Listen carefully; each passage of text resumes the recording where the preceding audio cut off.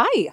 I'm Ryan. I'm Jackie. And together we are Functionally literate. That's right. We can read at a 4th grade level. Bitch, I'm on an 8th grade level. Ooh, that's cool. On a good day. All right. Well, we don't know if our listeners can. Look, your reading level is personal to you. No judges. No judges. Ever. Yeah. We can read well enough to read Jane Eyre. Oh, yeah, multiple times. Today we're talking about specifically chapters 12 through 15. You know it. All right. Well, you said you have a recap for us? I do have a recap. Well, my thought was there's a lot happening in the book. Yeah. Frankly, and no spoilers, there's about to be a fuck ton more happening. Yeah. In my opinion, chapters 12 through 15 are where things start to happen, things start to change, and quickly. Yeah. I think that's the point where the book becomes pretty quickly paced. Okay. So, FYI. So, listener, if you'll recall, chapter 9, Helen dies. Yeah. Everybody gets sick, Helen dies. Yeah. We were all sad about it. There was a small tear. There were big tears for me. I was like, aw, dang it. Love you, Helen. Helen was fantastic. Bye. Chapter 10. 8 years later. Yeah, I mean, so Lowood gets a glow up because, oh God. Because Mr. Brocklehurst is Freaking Brocklehurst. The worst. He doesn't know how to take care of his people. He embezzles money so he can just give the women in his life all of the embellishments. The furs and the taffetas, baby. Yeah. So Jane also grows up. She spends the next 8 years being a student and then teaching at Lowood. Taught for 2 years. Correct. She catches up with Bessie a little bit. Bessie mentions, hey, something about maybe you have a relation somewhere. And Jane's like, well, shit, I don't know nothing about that. So Jane decides she needs to leave Lowood. She advertises to be a governess. She gets accepted. After some nonsense. After a little bit of nonsense. Because they were like, well, you're 18. You're not of age yet. We need to ask your guardian. Guardian's like, I don't give a fuck. She can do what she pleases.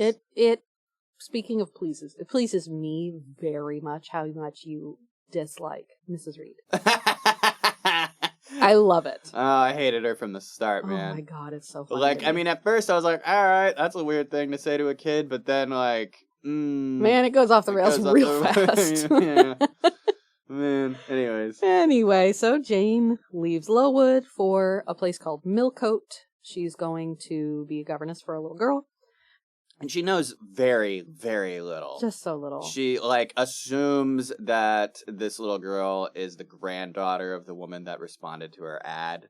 Mm-hmm. And that, whole process of, actually getting approved and going is what prompted Bessie to come visit her. Right. Because, when they wrote to Mrs. Reed, of course, that was the talk of Gateshead. Well, bad gas travels fast. Yeah.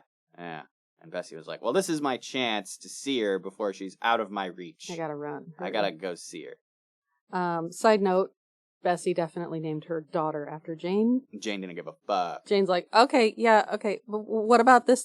There was nothing dedicated to how touching that was or anything. To be fair, Jane maybe is a little bit, emotionally stunted. That's not her fault. You don't say. That's not her fault. Anyway, on to chapter 11's recap. Jane gets to Thornfield. She meets Mrs. Fairfax, who is the caretaker. She meets her charge, Adele, who speaks French. She learns a little bit about Mr. Rochester, whoever that is.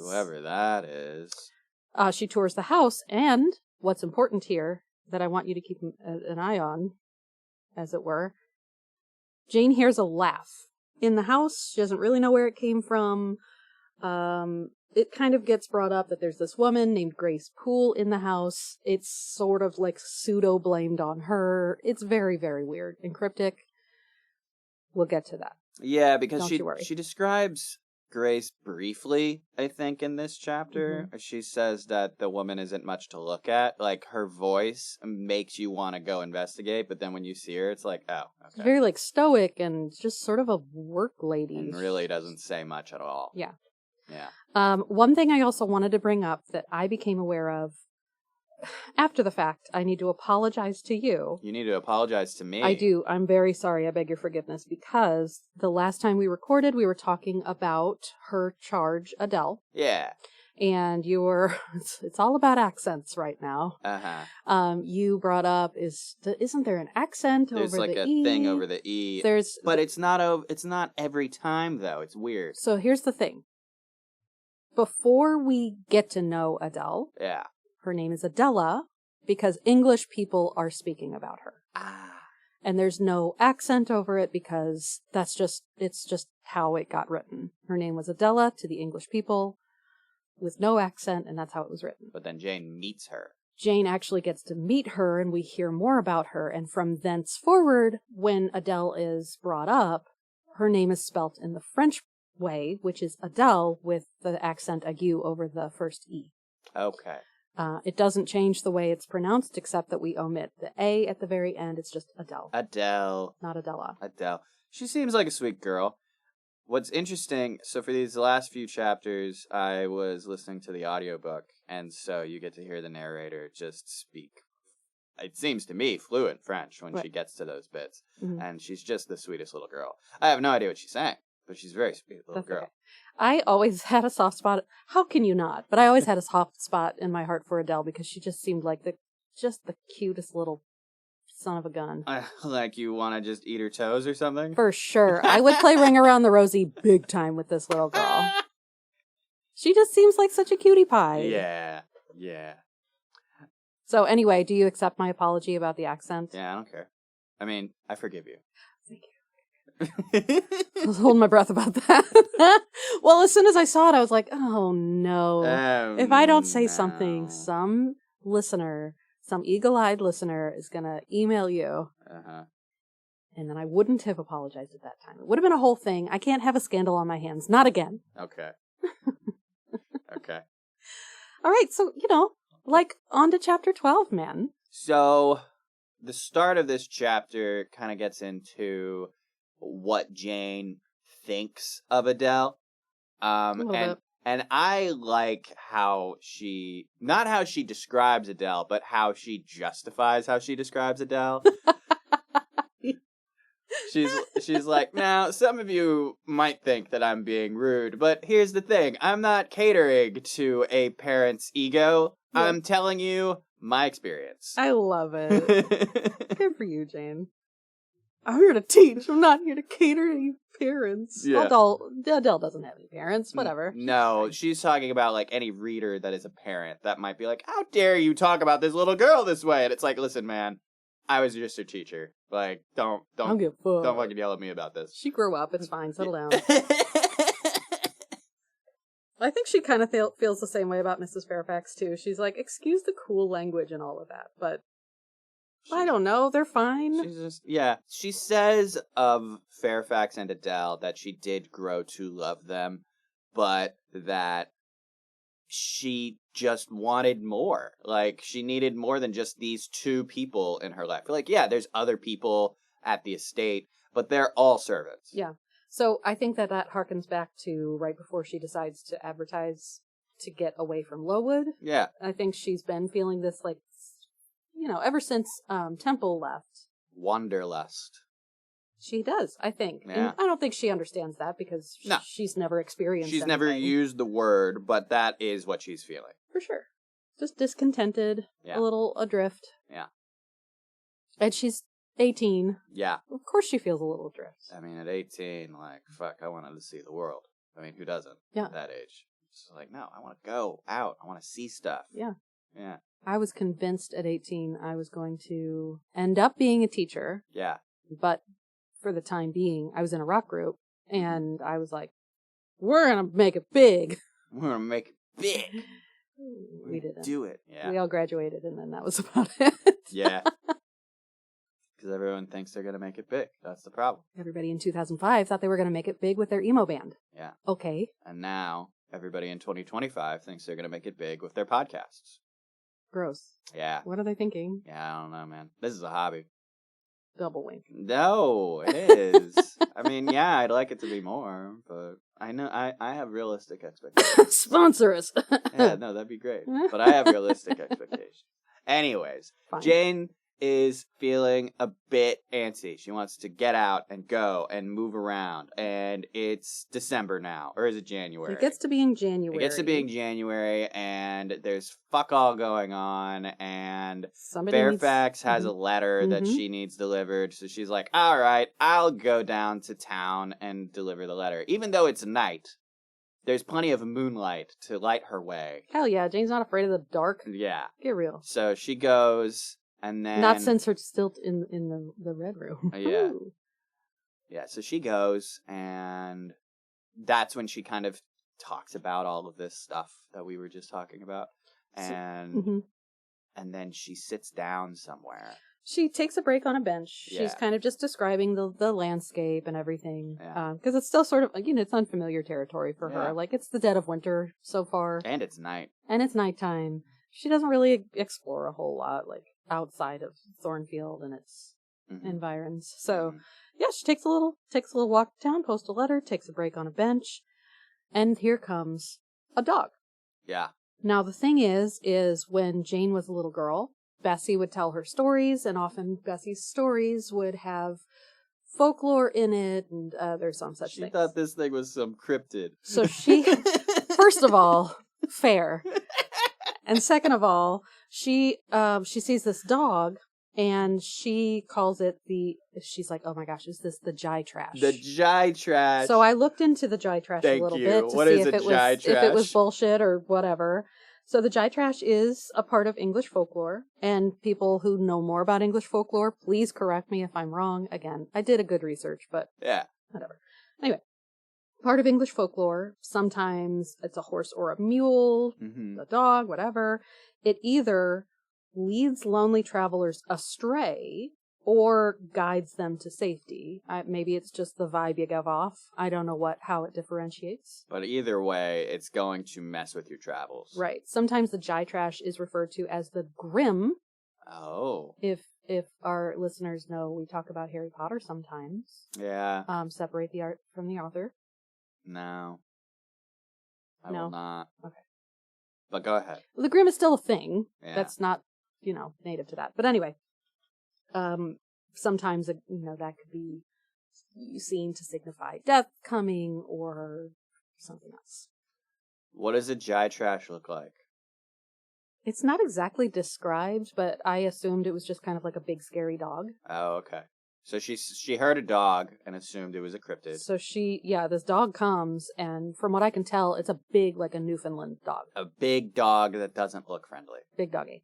Yeah. So right behind the dog comes a horse with a rider. Yeah. And it's cold, right? It's January. It's slick. It's a little slick. The horse and the rider, the horse slips. Yeah. And falls. Yeah. Causing a great big commotion. And this is kind of like right in front of Jane as she's just sitting. Like literally right in front of Jane. She's like, oh, fuck, well, this is...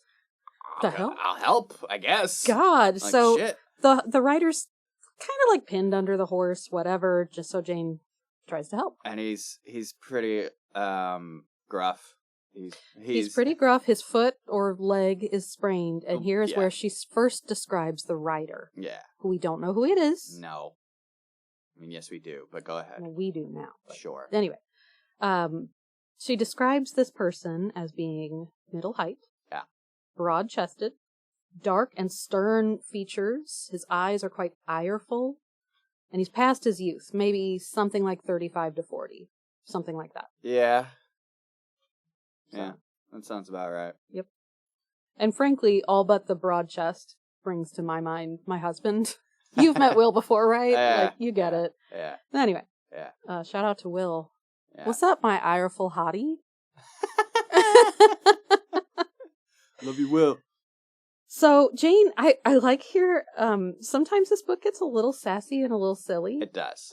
So she says that, this description of this man and this circumstance that's happening probably would have scared somebody, probably would have made somebody nervous. Correct me if I'm wrong. She says that had he not behaved the way he had, she would have just left. Yeah. Like, if he had been like anyone else, she'd have been like, okay, I'm going to leave you to it. Right. And I'm just going to go. I think she was kind of instantly drawn to him. She doesn't realize that, but that's what I think. Yeah. But she said she's not afraid of him specifically because He's not very handsome. And I get that. Handsome people are scary. Yeah, no, she straight up was like, if this was like a handsome young man, I would have just fucked off.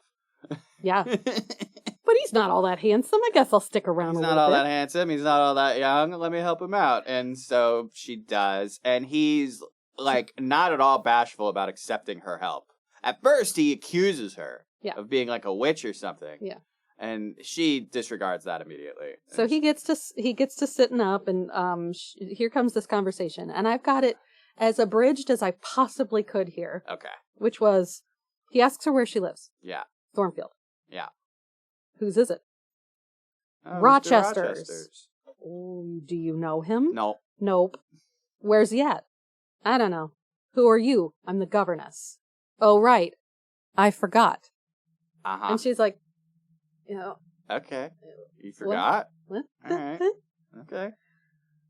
So he has to use Jane's help to get back on the horse. Yeah, no, he's just like, forgive me, but I need your shoulder. I need to make you useful right now. Yeah, because he asks her to, like, go and bring the horse to him, but she can't. Right. So she has. Well, she can't get a hold of it. No, the horses are not her thing. She's not a horse girl. That's fine. I grew up in the country. I grew up in Winfield, Missouri, and one of my best friends was a horse girl. Shout out to Teresa. Yeah. I don't know if she's still a horse girl.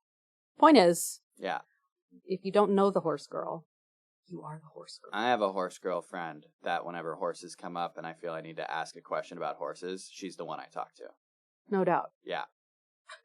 What's her name? Her name is Ashley. What's up? Shout out to Ashley. Yeah, love you, Ashley. She also loves Transformers. What's her favorite Transformer?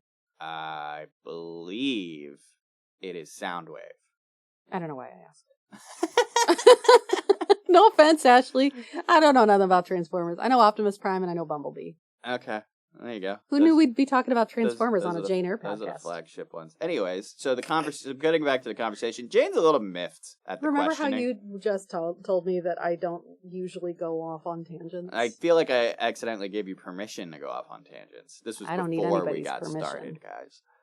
Yeah, we have conversations that we don't record. Can you imagine? I know. Anyway.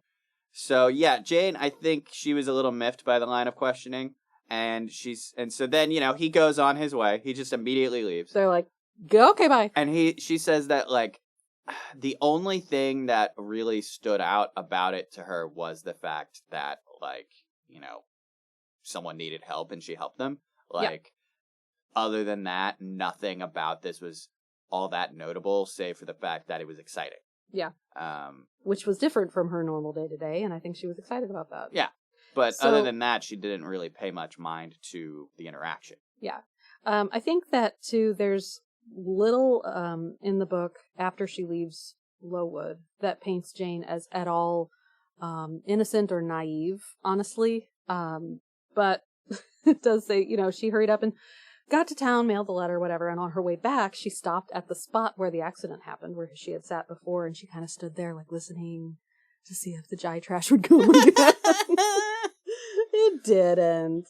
And then she heads on. She goes back to Thornfield, where she didn't want to go. I mean, Jane, the writer, like the version of Jane narrating it, like she fully admits, like, look, this was a flight of fancy by a young woman who's not quite out of her childhood yet. Right. Yeah. So she goes back to Thornfield, which she sees as just kind of a stagnant place. It's not like she's, upset about going there or anything, but she just... Nah, I mean, she was a little bit like, oh gosh, now to be stifled again. Yep. Well, then she goes inside. She goes to Miss Fairfax's room. She only sees the Jai trash. She sees the dog. And she thinks, is that Pilot? Because she heard the guy name the dog earlier. And so she's just like, Pilot. Pilot immediately gets up and goes to her. Yep. And she's like, oh, okay. Right. What's going on here? So Leah comes in. Leah, remember, is one of, like, the housekeepers. Yeah. Or whatever. Jane finds out that it's Rochester's dog. Mm-hmm. It's Rochester's horse that slipped on the ice. And he's here. And the interesting thing about this is at no point does she share the interaction she had. She just pretends like it didn't happen. And she's like, what's going on? What's up with this dog? Who's here? Yeah. I wouldn't necessarily call Jane secretive, but I do think she is very, very careful about what she communicates to people. I think that's fair. And I can't tell why necessarily. I mean, I think a woman in her position, it might be sensible to not reveal all of your cards if you don't have to. for sure. Gotta keep something close to the vest. And I also think that given her upbringing, it has only reinforced that feeling, right? Sure. Like, she has spent a lot of time around people her entire life that she doesn't want to share information with. So I think it's just habit. True. Yeah, sort of only talking about the necessities. Yeah, I get that. You're probably right. Yeah. Good observation, mate. Thanks. Chapter 13? 13, bad boy. Now the fun begins, in my opinion. This is how Jane got acquainted with Mr. Rochester. Can anyone really get acquainted with Mr. Rochester? So, take it away, Jackie. So chapter 13, I really feel like is where things, again, like the snowball rolling down the hill just starts to really gain some traction. Yeah. So, for me, from here until, I don't know, maybe a dozen chapters from now, things start to get wild. So, things pick up. Yeah, buckle up. Yeah. So, Rochester's recovering at Thornfield. Yeah, he's like, their first meeting, like, he's got his foot up on a pillow, and Fairfax is like, oh, here's Jane, and he's like, I don't give a fuck. Well, and there's, like, people in and out all day since he's there. Like, he owns a lot of land around Thornfield, and he's got tenants and stuff, so they're there on business and all that. So Adele wants to see her ami, Monsieur Edward. She wants to get her gift. Yes. She is accustomed to, when Rochester visits, getting a gift. Right. And she also says, oh, maybe you'll get a gift too. Yeah. Oh, it's so cute. She's so little. Yeah, she spouts out a bunch of French that I know you didn't translate, but you get it. Yeah. I would assume. Well, I sometimes would look at my PDF copy to get the translation, but not always. This one I remember looking at. Gotcha. Okay. So Rochester calls for Fairfax, Jane, and Adele to come down for tea that evening. Mm-hmm. Fairfax tells Jane to go and change so she looks nicer. And Jane's like, I have like 3 dresses, lady. I'll wear the nice one. And then she's like, and you have to wear a brooch. And she's like, okay, fine. I'll wear this little pearl that I wore for Miss Temple's wedding. That Temple had given her, Yeah. Which is sweet. It is. It's what she's got. That's what she's got. So they get in there. He is stoic and cold. You're right. He's sitting there with his foot up near the fire. He's pretty rude. He's a little gruff. He's a bit gruff. He's a bit short. He's a bit rude. He talks to everyone as though they are subordinate, and he acknowledges that even when he talks to Jane, and he's like, well, some allowances have to be made. You'll have to forgive me for speaking to you as though, you're below me because, I'm just accustomed to talking to everyone that way. Right. Which we'll get into more, honestly, in the next chapter. So Fair. Keep that in mind. So he starts asking Jane all of the questions. Do you have parents? Are you a fairy? Do you have kinfolk? Do you have a home? Do you have a family? Anything? Are you a ghost? Yeah. And she's like, no, I have no parents. Nor I suspect ever had. Do you remember them? No. Yeah. I don't remember them. She knows nothing about anything. And then she kind of gets into how she spent 8 years at Lowood, and he's like, yes, Brocklehurst ran things there. I suppose you all loved him. And she's like, no. And he's like, oh, okay. Yeah. I would have expected all of you would have bowed at his feet. How cool of you. And she's like, he was the fucking worst. Let me tell you a little bit. Mm-hmm.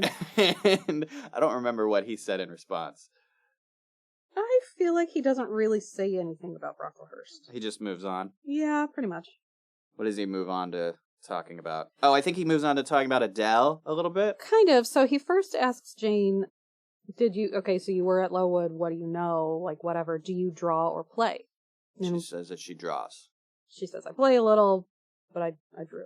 So he asked her to go into the other room to play piano. uh-huh. She does. He's like, And yeah, he's like, yeah. all right, that's enough. Yeah, all right. It's passable. Come back in here. Show me your art. Yep. And so she does. She gets 3 drawings. There's this insinuation the entire time that she didn't do it herself. And she's like, indeed, no. I made these. Yeah. And he comments on how sharply she responds. Yeah. And he's like, all right, well, let's have a look. And I love the way he doesn't want anybody to crowd him. He's like, now I know that you all are going to want to look at these. Don't crowd me. I'm going to look at them first, and then I will pass them to you. Yeah. He's so good. Listen, if there's anybody in the book who may be a little spectrum-y, it's this guy. it's maybe Mr. Rochester. It's Mr. Rochester. He's very particular. He is. He's very particular. Look, he's lived this fancy gentleman's life for a long time, you would assume. And he is accustomed to getting what he wants. And what how he wants is not to be crowded. Back off, I will hand them to you. So, yeah, she shows him the 3 paintings. One is like a cloudy shipwreck. There's like a bird holding a bracelet that it maybe took from like an arm that you see in the water. There's another one that's like a pretty lady that is like the evening star. And then the other one, I honestly have always had a hard time visualizing, but it's like there's an iceberg and it's like there's maybe a face or something, like maybe it is in the iceberg.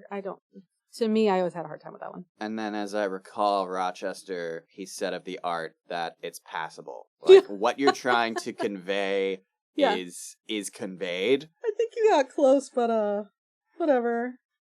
He asks, were you happy when you painted these pictures? And she says, I was absorbed, so yeah, I was happy.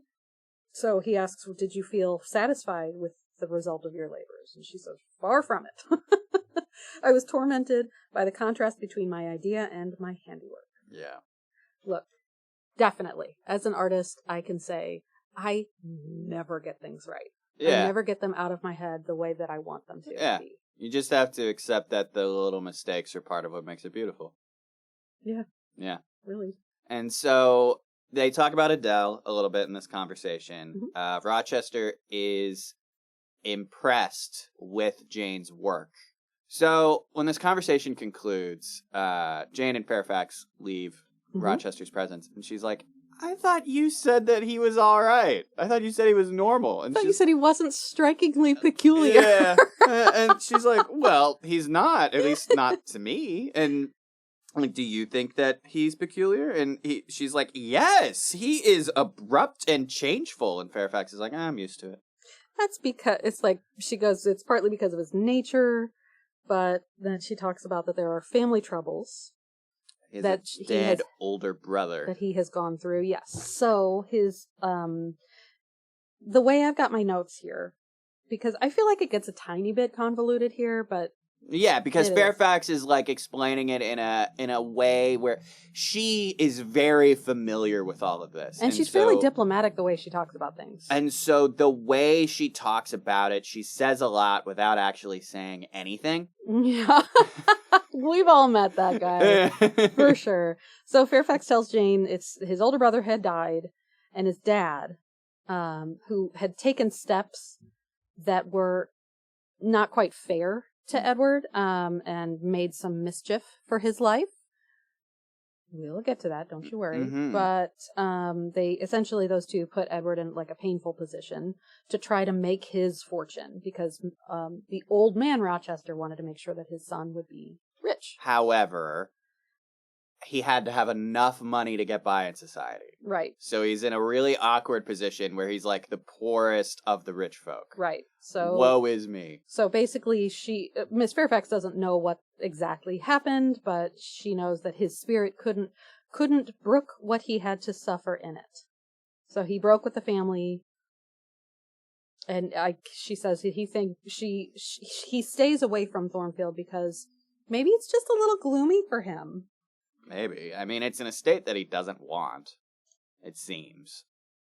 Yeah. It seems like he just goes there for appearance's sake. He makes sure everything's all right, and then he fucks off. Right. It's like, okay. I mean, I can relate to that, I Mhm. suppose. Like, if you didn't want the estate in the first place, but you have to be responsible for it. Because, I mean, like, there's people working there. Yeah. Like, It's you've not got, just a house. yeah. Like, you've got to make sure that your people are taken care of. And so he's here out of complete and total obligation. Yeah. So I can understand why he behaves the way he behaves. Or it's where, like, everything he does, it's not because, or at least while he's here, it's not because he wants to. Mm-hmm.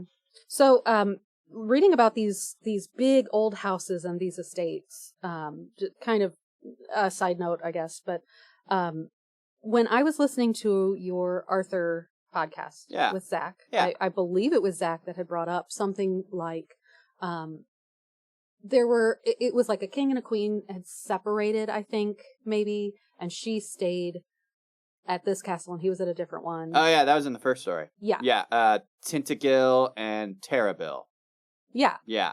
So it was like he explained that essentially the queen was kind of just like the manager of the whole estate. Yeah. Like she was the one that made sure everybody got fed, everything was working correctly, everybody had a job, all of this stuff. Yeah. And everything was maintained the way it needed to be, and he just came in and, fucked around and found out. So, I was thinking about that a little bit when Fairfax kind of talks about her position and talking about the estate and all of that, and how essentially he's kind of living that life. Yeah. Light. Like he still has to live the life of being responsible or being accountable to the people that inhabit his land. But yeah, I just thought that was... She's the administrator. He pays her to do that. Mm-hmm. So, yeah. Yeah, and so he has to deal with it. It's not like he can just run away forever to wherever for why ever. Yeah. He is beholden to this place. Yeah. And whether he wants to be or not. So I don't think there's very much left to the chapter. Like, the majority of what it's about is this conversation Jane has with him. Like, their first proper talk. Correct. Which, I mean, it's not ideal circumstances for him, because his ankle's fucked. Yeah. But he doesn't seem to really give a shit. Like, he's not letting that get in the way of the conversation that they're having. Yeah. So. I note a familiarity between them. Honestly, even when she was helping him in the lane, that kind of completely unwarranted, but I think that he perceives there's already a kind of, I guess, a closeness. Yeah. So, chapter 14, I don't even know how to summarize this chapter. It's so weird. Chapter 14 is crazy. Chapter 14 is... I like it. And chapter 14, it's a lot of social dynamic stuff. It is, and that's why I like it. Yeah. Let's get into it a little bit. Yeah, so one night... Well, he's pretty distant to Jane. You want to... The next couple of days. All right. Well, you go ahead. Sorry. No, it's okay. No, I was just going to get into the dinner conversation. If you wanted to set up the dinner conversation, go ahead. Go ahead. You go ahead. Okay. So... Well, rock, paper, scissors for it. Ready? 1, 2, 3. Okay. Rock, paper, scissors. Okay, well, I went first. It's rock, paper, scissors, shoot. Okay. Rock, paper, scissors, shoot. Okay, you win. I always throw paper. You know why? Why? Because it's like clapping.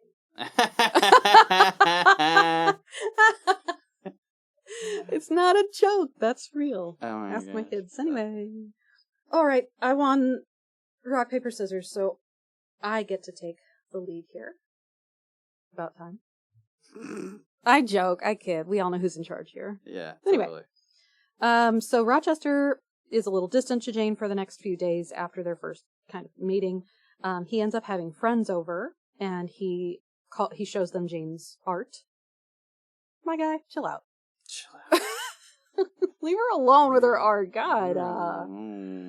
Be nice to her. Exactly. So later on, again, for tea, he has Jane and Adele come down. And that day, Adele was so excited she really wanted to see him because he usually brings her a little gift, a petit coffre, and which is like a little box, a little cask, a little chest. So she gets real excited. She says, ma boîte means my box. And this is when she's like, "Oh, are you gonna give Jane a gift too?" Yeah. And he's like, "Oh, did you expect like, one?" "Yeah." He's like, "Are you expecting a gift?" And Jane is very diplomatic about it. She's like, "Indeed not. I was not expecting any kind of gift. Yeah. I do not have the relationship that with you that Adele does." Yeah, and then he's like, "Well, you've done a really good job with Adele." And she goes, "Well, That's now see, enough. you have given me my boîte." Boîte was gift. My box. Yeah. Her box, which Adele knows is where her present is, her cadeau. Yeah. So he tells her, "Tiens-toi tranquille, enfant, comprends-tu?" Which means, keep calm, kid. Do you understand me? Uh-huh. So she's supposed to take her cadeau, her gift, away. And he says, "Don't bother me with what's in it. I know what's in there. Shut up and look at your guts." Yeah.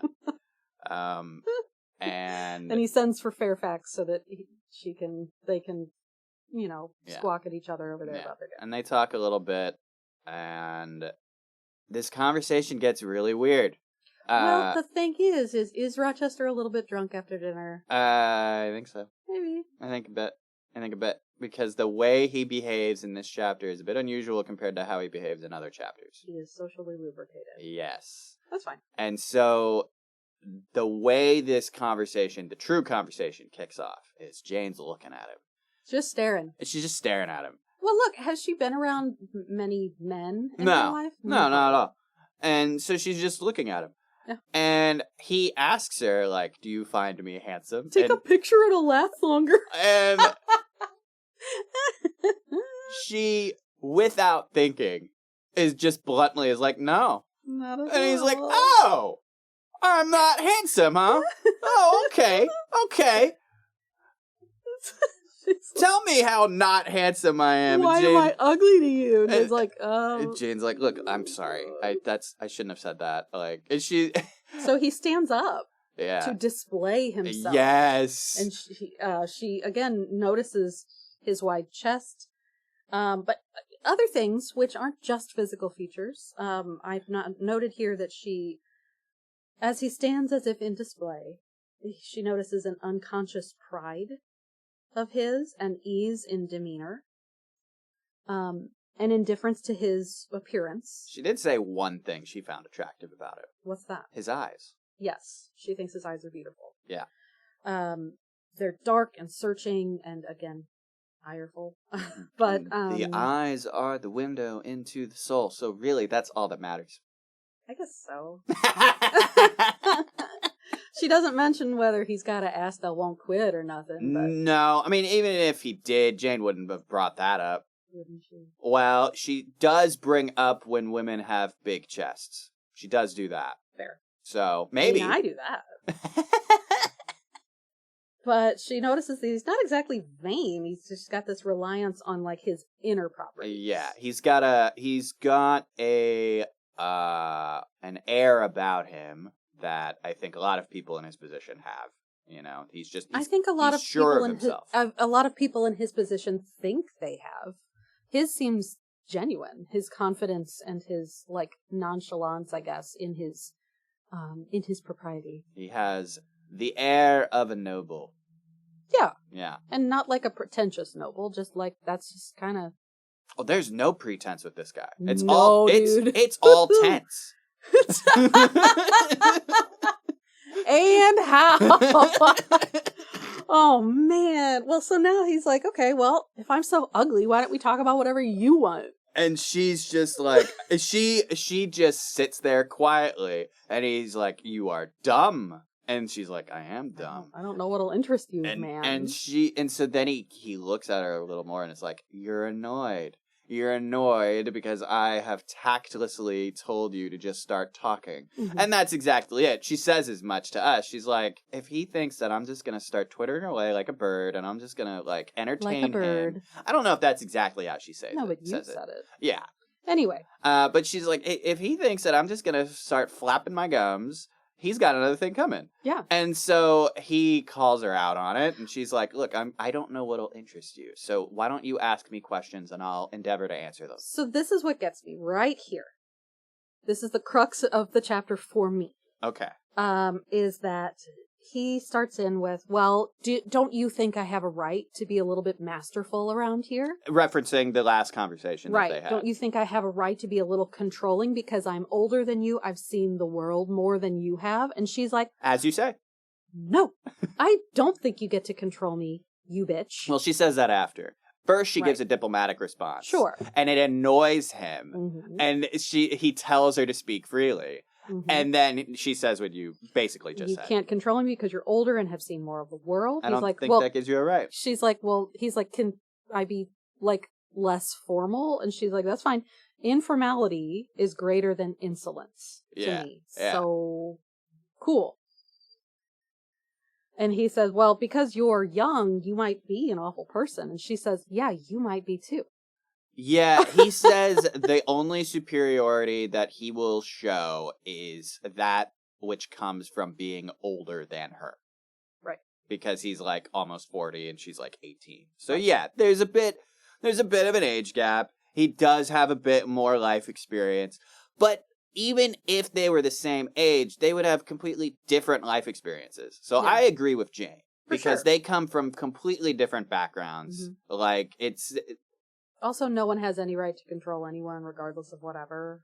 Like, yeah. And I love that in this time period, you know, where women maybe had a harder time standing up for themselves and being, like, in control of their own selves. And I think that's what makes Jane stand out to Rochester, is the way she behaves, the way she talks to him. She doesn't cower away from him. She doesn't kowtow to him. Not at all. And so he gets really obsessed with this question of, like, oh, how does he put it? He's very concerned with what is and isn't appropriate for him to for how he behaves to Jane. And Jane's like, why do you care so much? Like, I'm your employee. Yeah. And when she says as much, he's like, oh, the stipend. Is that what this is about? I have a feeling like he kind of keeps sort of forgetting that he employs her. He doesn't see her that way. No, that's absolutely what it is. Like he does not like he is viewing Jane as an equal, and Jane is viewing him as the boss. And so she's just like, I'm just confused why you give a shit what your employees think. Mm-hmm. and what does he say? Yeah, so she's like, well, I don't think you should care about what I have to say so much because you pay me to be here. Yeah. And I'm surprised you would think so much of your paid subordinates' opinions. And he's like, oh, you are my paid subordinate, right? I forgot the salary. Well, then, on that mercenary ground, will you agree to let me hector a little? She's like, no. Oh, no. Not on that ground. No, not at all. I don't know. I feel like they're dancing around each other with this, like, I get to be your authority, right? And she's like, no, but yes, also. Yeah, the conversation gets a little bit silly here. A little bit, blobby. But then he starts getting into, like the lessons he's learned in life. He gets a little philosophical. But again, without really saying anything of substance. Yeah. And it kind of annoys Jane, and she's just like, all right, I'm done with this conversation. I don't have anything to say here, my guy. Well, so he starts talking about repentance, and he talks about how his path was thwarted by ill fortune and adverse circumstances, and he says that remorse is the poison of life. What does that mean? Meaning that if you carry remorse for your past, it poisons your present and your future. Oh, if you keep dwelling on your past and regretting what you've done or what has happened. Yep. Like worry is the thief. Oh, if I had done this, if I had done that. Yeah. Oh, if only I had done this, things would be different now. This is the timeline thing people think about all the time. Like, oh, if I had just done this, I'd be at this point in life. And it's just like, why are you dwelling on that? Yeah, it doesn't matter, dude. You're here now. He's right, though, then. Yeah, no, he's totally right, because I imagine part of why he's grown into a crotchety old man is because he's just... nearly 40. Which is pathetic, by the way. I'm 38, and I really feel like Rochester is a lot older than me. But knowing that he kind of is my age right now is crazy. Wild. Anyway, So he says, remorse is the poison of life, and Jane says, I think repentance is said to be its cure. And he's like, no, that's not its cure, it's reformation. And then there's just sort of a bunch of yada, yada, yada going on. Yeah, like, he's really fixated on this idea that, like, when he was Jane's age, he would have been her equal, and I think at one point he also says, like, if you were my age, you'd understand. Like, he makes it all about age, and this is part of why it annoys Jane. Like, she's just like, look, I'm done with this. So, there's one thing that I really love, which I didn't take notes of, because frankly it would have taken me 100 years. So, oh, okay. He brings up that, well, don't I have the command, the authority to say whether something is okay? Don't I have the authority to say whether something is right? And she says that... to a degree? Yeah. But she says something to the effect of, like, well, if you had to make it a law or something in your life to announce whether something is right, then no, it's probably not right too. She says it sounds like a dangerous maxim because one can see at once that it is liable to abuse. You are human and fallible. And honestly, at this point, Jane's like, this is probably all I can contribute to this. I'm going to bed. I'm going to take Adele. He's like, no, she's not ready to go to bed yet. She's going to put on what's in her butt. He knows her. He knows what she's going to do, which is she's going to, like, get dressed up and, like, show off. Yeah. Which is exactly what happened. Mm-hmm. And I believe Adele's nurse also did up her hair in ringlets. Yes. Yeah. Now, while Adele is going and trying on her dress that he got for her little gift, Rochester says of Jane, and I think it's important, you mentioned how my book has got birds and bird cages on it, right? Yeah. Okay. It's a beautiful book. Thank you. Shout out to my friend Corey. Got it for me. Love you, girl. Anyway, he says that Jane is a sort of bird in a cage, a vivid, restless captive. Were it set free, it would soar. That's what Rochester says. Wow, I missed that. So he's got her pegged. Yeah. Yeah.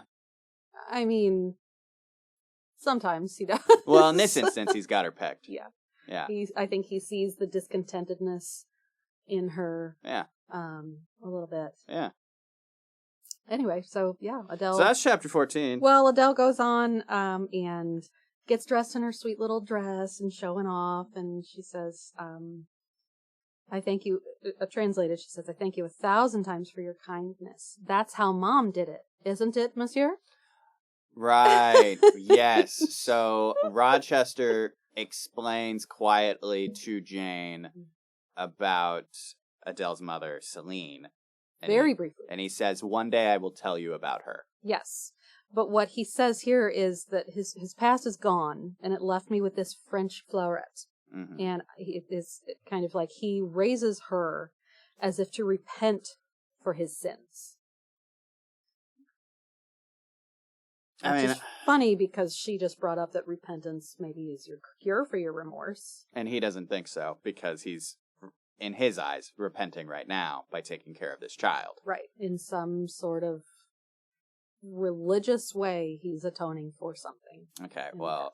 And he is mysterious about it. He says, I'll tell you later. Speaking frankly, because we've reached the end of the chapter, before we move on to the next chapter where he gets into all this. You know it. Speaking frankly, with my modern sensibilities, I don't think he's fucking redeeming shit. Like, she's on the estate. He doesn't take care of her. He's pawned her off on Fairfax. Fairfax is like, well, I don't fucking know what to do. I've got to take care of the household. I'm going to get a governess. Yeah. And so now Adele's Jane's problem. And Sophie's. Sure. Her bun. Yeah. But my point is, Rochester's not doing shit. He was providing for her. He had forgotten there even was a governess. Mm-hmm. Yeah, that's true. Like, it's the same attitude as, like, when kids are sent off to boarding school. And it's like, we sent you to the best boarding school. And it's like, dude, she didn't need a boarding school. She needed you. Yeah. She needed her dad. Aww. How many Hallmark movies do you watch a month, Steve? None. You sure? I don't watch any Hallmark movies. I don't need to watch them. I already know what those Hallmark movies are going to say, because they're all the fucking same. They are. Yeah, they are. Good point. To the point that you just asked me, do you watch Hallmark movies? It's like, no, I don't need to, because I just said it. Mm-hmm. I do think that repentance and remorse is personal and for each other, for your own person. So I actually do see it as repentance for him. Okay. Knowing what I know about the book and, that's fair. all of that. But that's fair. There's a lot of context I'm missing. I'm only about halfway through this book. Right. I am also a parent too. I think I have the vantage point of seeing, like, the way that I raise my kids is quite different from the way that I was raised. Sure. And I would imagine in reflection of how you were raised. Big time, yeah. And I love my parents. I think that they did the best job that they could. Yeah. That being said, I'm doing the best I can in a different way. Yeah. So I'm not trying to, like, atone for their sins necessarily, but I am trying to... You feel like you're learning from your childhood. Right. Yeah. And I think that Rochester thinks that what he's learned from his past, he's going to use that to try to fix anything that he can. Mm-hmm. I think he sees himself maybe as a lost cause, but he sees Adele as maybe the only fresh start he can put into the world. Even if he has nothing to do with her. He's taken the liberty of taking this little girl in. He's doing the bare minimum. Which he could do worse than the bare minimum. He could have turned her away. He could have been like, nah, fuck off. I will say, I do think that the time period must be taken into context. Yeah. And parental norms are not then what they are now. No. So, if he was a loving father, would he have spent a whole lot more time in her life than he does now? Maybe, but it's not like he would have been around all of the time. It's not like, he would have been the kind of parent, say, like, that I am, kind of constantly around my kids. Yeah, he wouldn't have been around every day. Yeah. Yeah. Even if he cared, he wouldn't have been around every day. Right. And he thinks he cares, so whatever. He's an enigma, isn't he? Yeah, he is. Yeah. Something I thought was interesting, though, that we glossed over a little bit. Jane talks a little bit about what the day-to-day looks like with Rochester around. Mm-hmm. I believe it was in this chapter. Okay. And she talks about how she did not take offense to whenever Rochester got a bit surly with her, because she said that it was evident that the changes in his mood had nothing to do with her. Yeah. You're right. We did gloss over that, unfortunately, but I actually really love that. As I won't get into my childhood right now. Again, things are better now than they had been. You've had experiences like that. I have had experiences where I've had to fawn pretty hard. Yeah. As a kid, and even now as an adult, I notice myself kind of trying to predict other people's moods and seeing how I fit into those in, like, the least offensive way possible.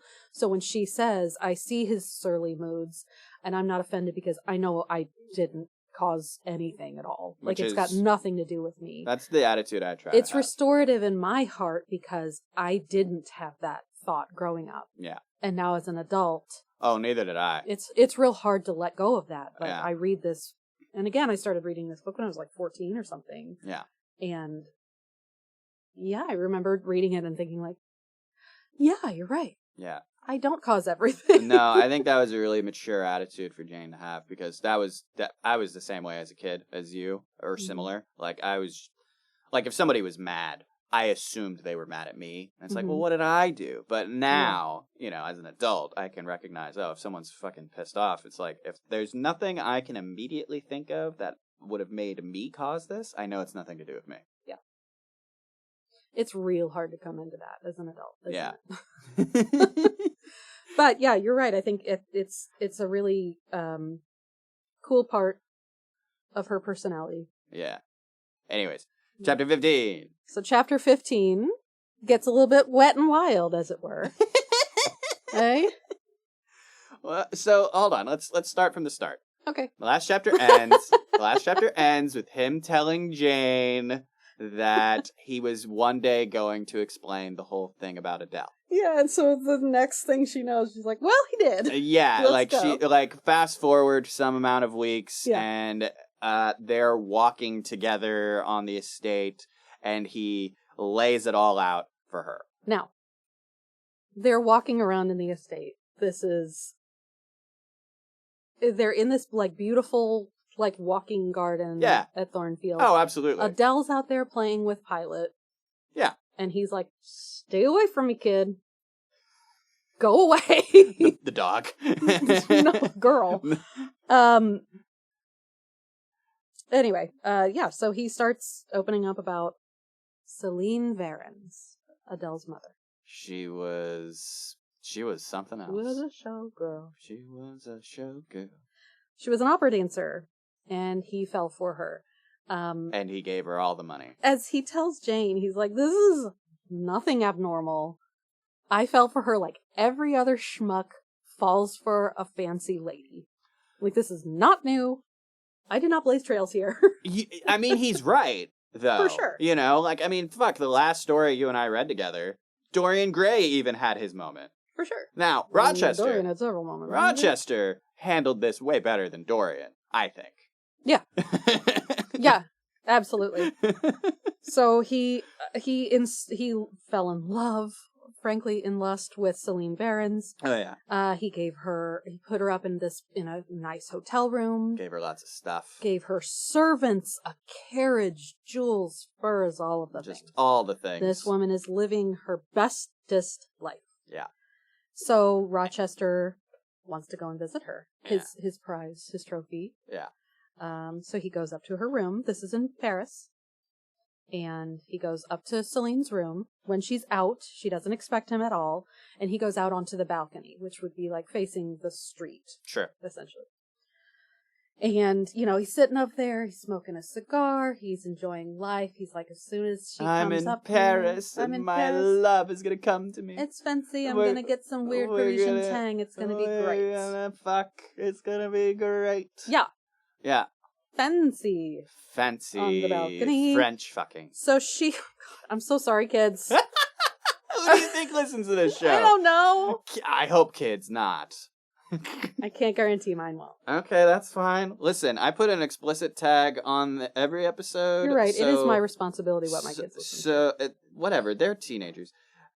They can listen at their own peril. You're right. Peril or don't, boys. Get out of here. Yeah. Anyway. So he's waiting for her. She pulls up in her carriage. And as Rochester he says he wanted to speak a sweet phrase that only a lover would hear. He wanted to say mon ange, which means my angel. Okay. That's sweet. He says, which would be audible to the ear of love alone, when a figure jumped out from the carriage after her. Is that a fucking man? Is this a dude? Is that a man? What's going on, bro? Did you pull up on my shit? So, it's here, once he announces that there was a boy in the carriage. Oh my god. So he is telling Jane all of this, and he gets a little bit sidetracked. I feel like they're kind of walking, he's telling the story, but he's seeing Thornfield. Yeah. The manor. So he starts talking about his abhorrence of Thornfield. And it's like, as you're reading, you're like, what the fuck, dude?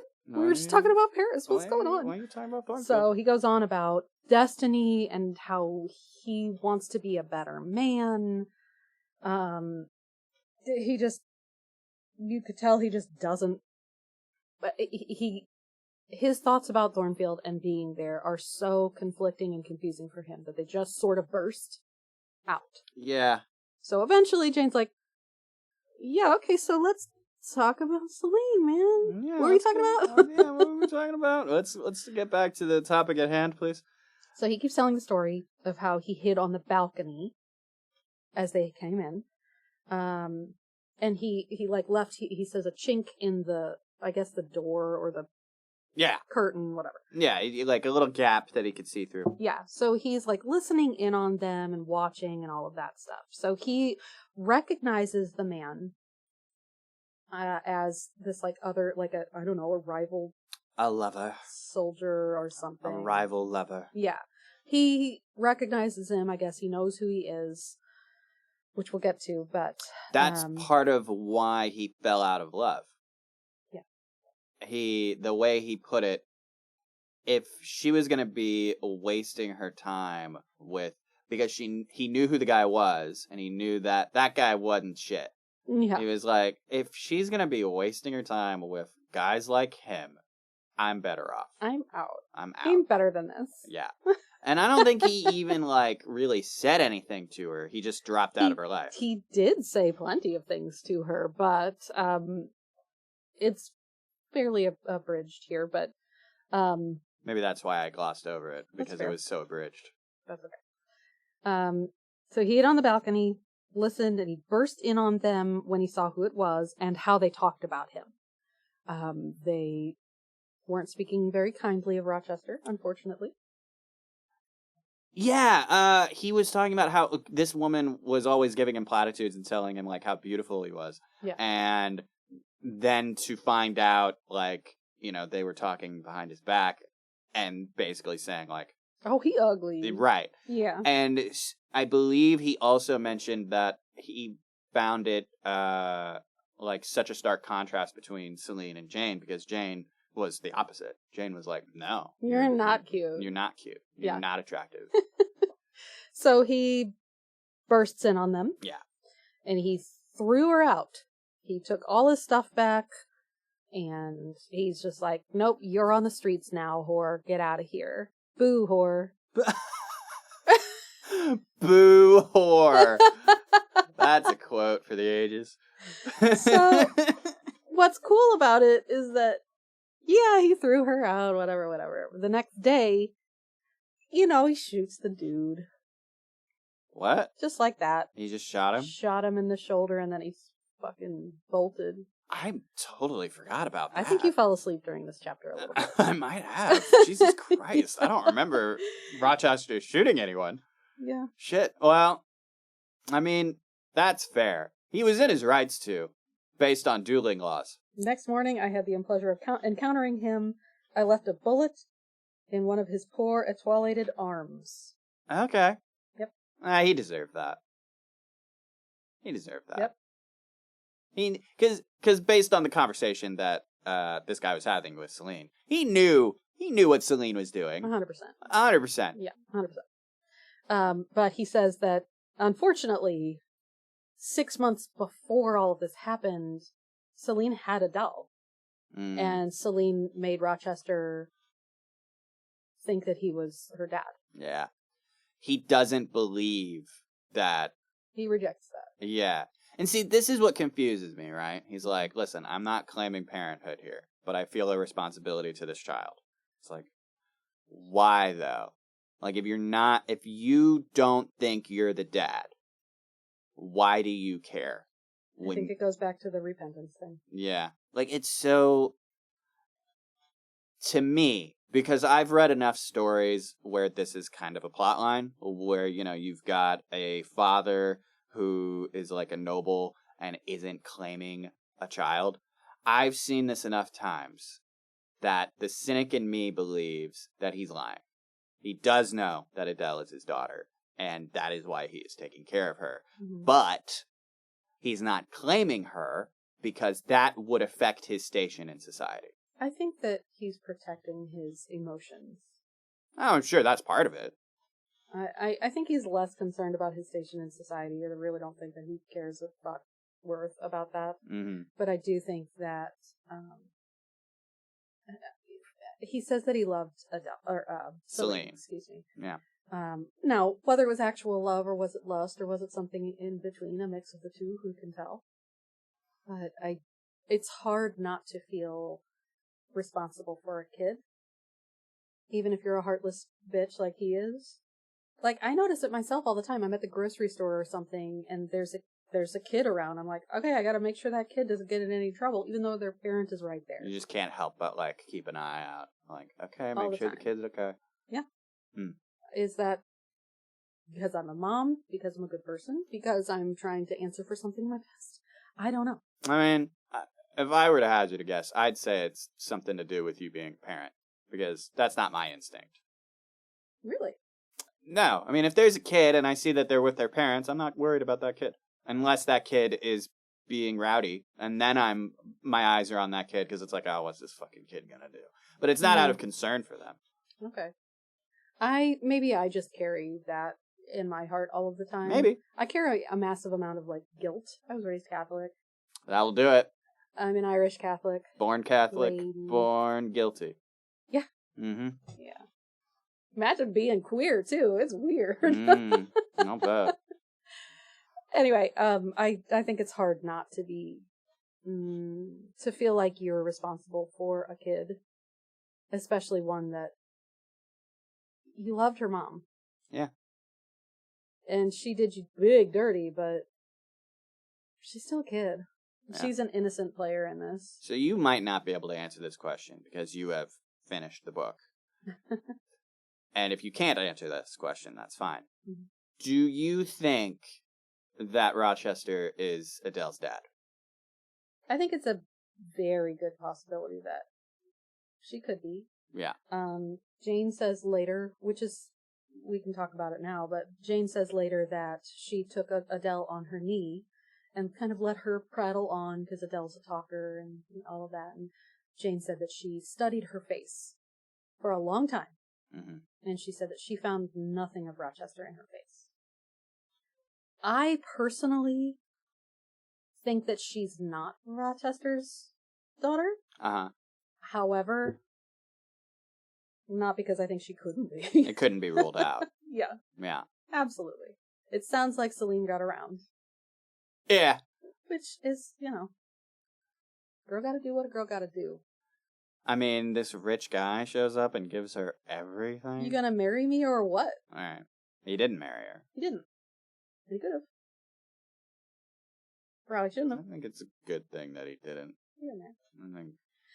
I think he's torn up about this whole relationship with Celine, like, way too much.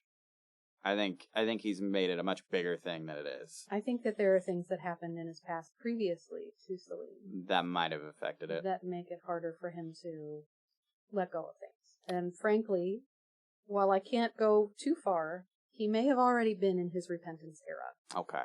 At this point. Okay. Anyways, let's talk about the fire. Okay. Actually, before we talk about the fire, dang it. I know, I'm sorry. You just jump ahead so much. But you're so excited. But the fire, though. The fire's exciting. We'll get to it. Okay. We'll get to it. All right, what else? I want to bring up that it's here that Jane starts to kind of figure out that she likes him. And maybe maybe she even does. Maybe even likes him. Yeah. Like a record. Yeah, she does. She says that she kind of likes talking with him now, that he's not being all, like, arrogant. Yeah. Yeah. And I think she was he ugly in her eyes? No. His face was the object I liked best to see. Yeah, that does sound a bit like, ooh, I'm infatuated with him kind of language. Yeah. So she, Adele comes up to them while they're on their walk and she says to Mr. Rochester, there's somebody here to see you. Rochester finishes his story really quickly and then leaves. So Jane goes in and goes to bed. But before she can go to sleep, she's thinking about, like, what is it in his past that is, like, messing with him so bad? Well, if only he'd tell me, I can fix him. What alienates him from the house? And before I'm not going to let the I can fix him thing go. I am my own self, an enormous fan of the book. And I'm always a little bit conflicted with that. Yeah. With the I can fix him, with the he's not that bad, with the he doesn't actually treat me that bad. Yeah. A lot of Rochester's actions and words smack of, at the very least, manipulation, if not abuse. Uh-huh. I'm not going to get farther into it, but I will say, as much as I know that this is a feminist text and that this has feminism all up in it. I can fix him is a cliche for a reason. Yeah. Emblematic by the fact that this book is over 160, 170 years old? Mm-hmm. And it is that cliche is present here. This is just a thing about people. Well, this is the thing about Mr. Rochester. Yeah. And I wanted to make sure and bring this up, so I'm glad you took me there. Mr. Rochester, again, this book was written in the 1840s, around the time when Lord Byron in England had coined or coined the term the Byronic hero. The Byronic hero. Right. I love that phrase. The Byronic hero is essentially Mr. Rochester to a T. Oh no! He is a moody, dark person who's kind of alluring to the opposite sex. Complex past. Tell very enigmatic. Something in the past has made them this way. If only I knew so I could fix him. Yes. And there is a I can fix him portion of the Byronic hero's story. Yeah. So honestly, Charlotte Bronte was writing the book that she knew how to write in 1847. Yeah. This was a brand new thing. Lord Byron was a huge deal. Mm-hmm. And again, I think that Lord Rochester is kind of the poster child of the Byronic hero. Mm-hmm. We'll get more into why he is so Byronically heroic as we progress. Yeah, we get to know more and more and more about him. Of course we do. He's the Lord of the Manor. And how. So let's get into the fire. Yeah, so she's trying to go to sleep and she swears she hears someone at her door. She wakes up in the middle of the night. Yeah. She hears a laugh. Uh-huh. That same laugh that she had heard when she was first given the tour of Thornfield by Mrs. Fairfax. Uh-huh. That low, grunty laugh. Mm-hmm. And she swears it's right by her door. Yeah, she swears someone touched the doorknob. Yeah. Yeah. So she's like, was that the dog? What's going on? She hears it again. She gets up. Yeah. Now, if this is me, I'm not getting up. I'm hiding in the closet and I'll see you in the morning. I'm in my womb. I'm in the fight or flight. I'm the hurry up and put my head in the sand lady. Yeah, I get that. If I'm not here, it's not happening. Hey, we all handle things our own way. Yeah, I'm the coward. That's fine. Anyway, she gets up. She opens the door. And what does she find? An empty corridor, but for a lit candle sitting right in front of her door. So she's like, what the fuck is this? What's going on? It's 3 a.m. Yeah, it's kind of weird. She goes out into the corridor. She's kind of looking up and down. It's deserted. But then she smells something. Smoke. She smells smoke. She finds that the smoke is making things misty, and it tends to be coming from down the hall, whose room is? Rochester's room.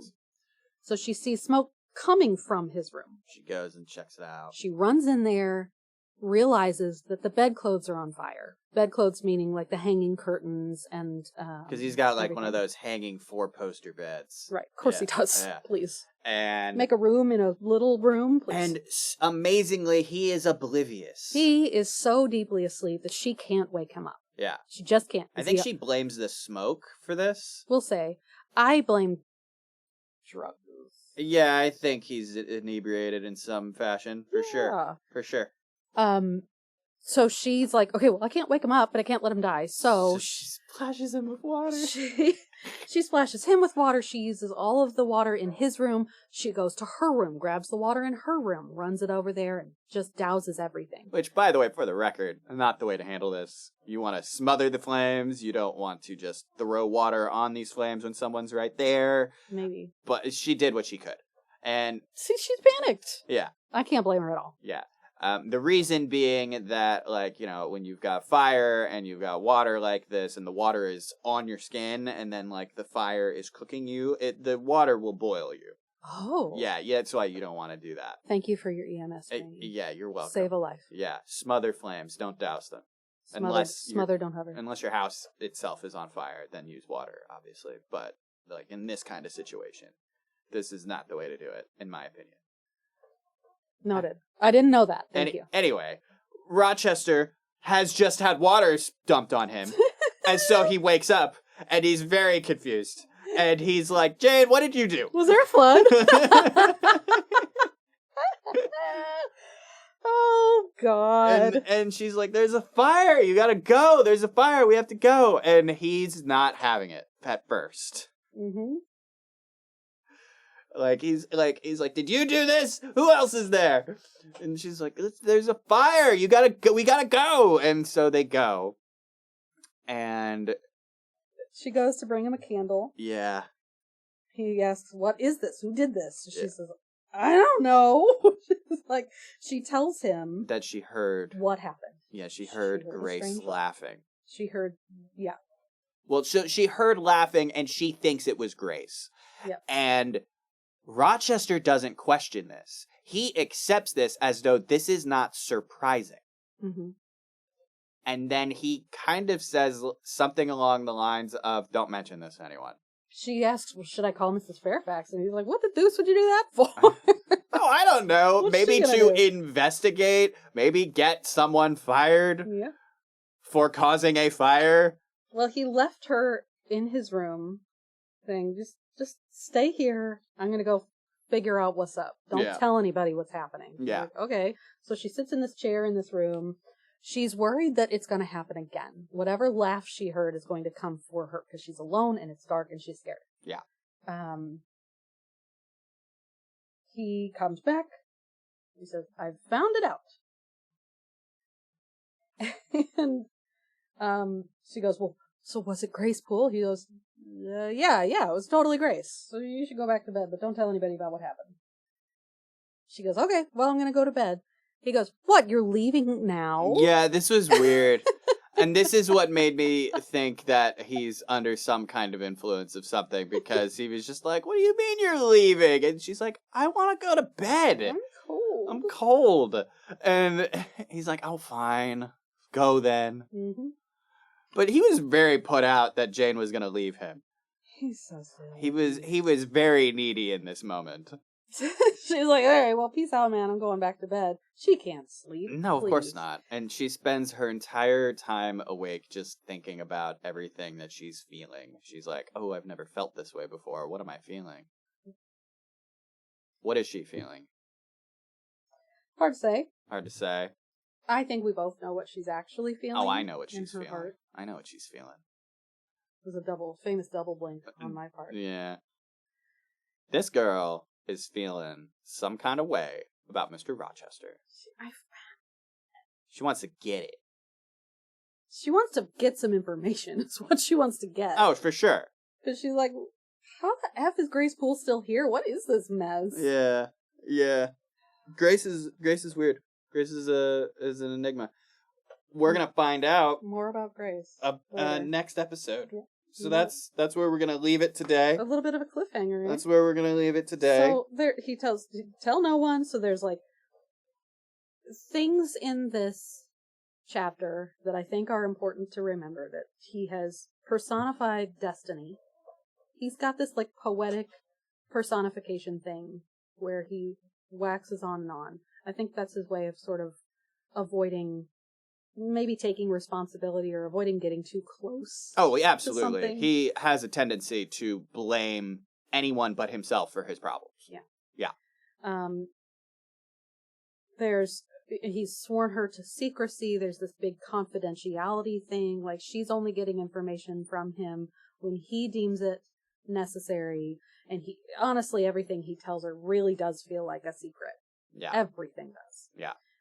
There's also, I want to point out the difference between the fire and the water. Whatever was trying to kill Rochester did so with flames. Yeah. and Jane is the cool, level-headed substance, the water. Yeah. Which saves them. Yeah.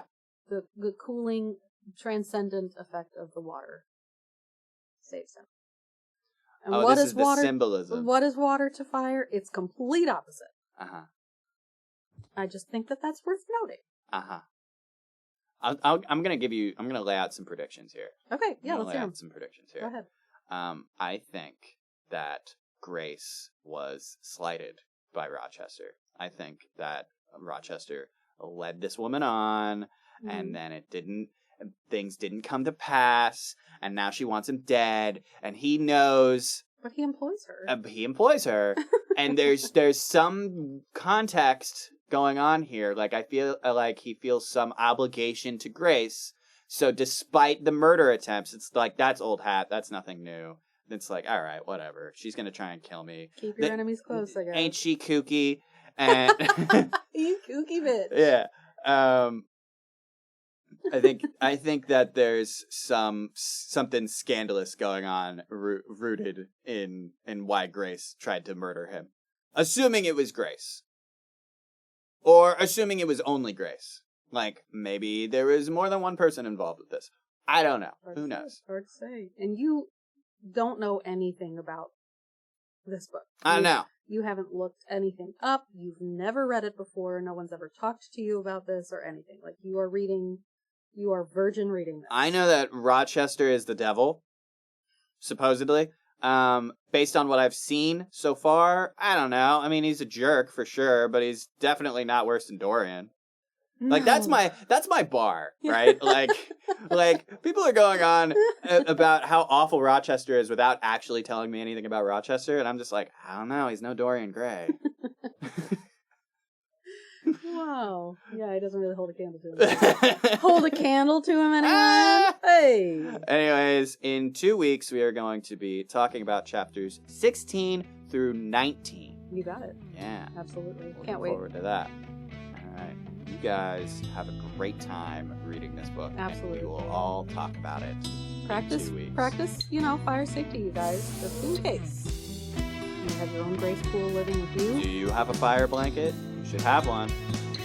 Check the expiration dates on your fire extinguishers, okay? Keep it by your front door. Use the whole fire extinguisher if you have to. Bye. Bye!